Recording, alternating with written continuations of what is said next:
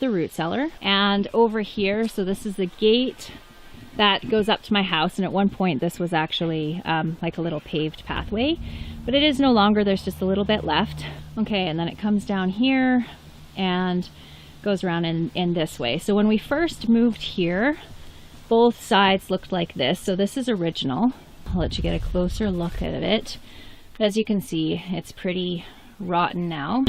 So when we first moved here the first summer, I took this out and I just put up this rock retaining wall, and all the purpose of this is just to hold back the dirt on this side. It doesn't have any structural or it doesn't affect the structural integrity of the root cellar itself, and I'll show you why in a few minutes. But this is originally what was used to hold back this bank, so I'm going to do the same thing on this side maybe this summer as I did on this side.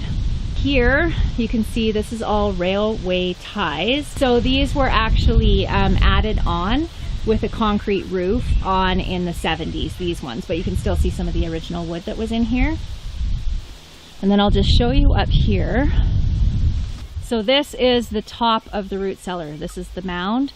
And then these are two vents, and they are just like a PVC type of pipe. They're about 4-inch pipes, and that is what's used to air out and vent the root cellar down below.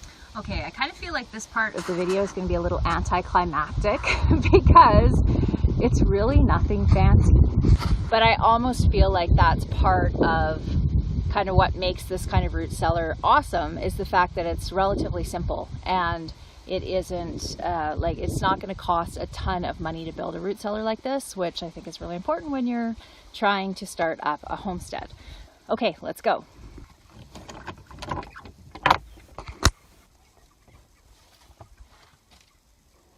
Okay, so this area here is the front sort of hallway that goes into the main root cellar, and the door is about 2 inches thick and it's solid wood, and it's not a fancy insulated door or anything, just a solid wood door.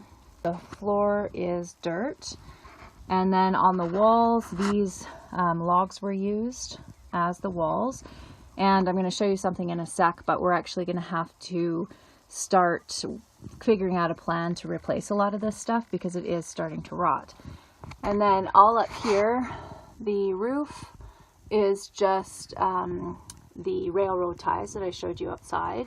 So this hallway here is about 12 feet into the hillside, just to give you an idea. Building a root cellar like this on the inside walls like this, if you're going to be using logs, I would recommend using treated wood. And generally I wouldn't, because treated wood is filled with all kinds of chemicals. Either use treated wood or cedar, because these are just pine logs and they are rotting, so we're actually going to have to replace these. And then this is the main root cellar, and this door is the same as the last one. It's just 2 inches of wood.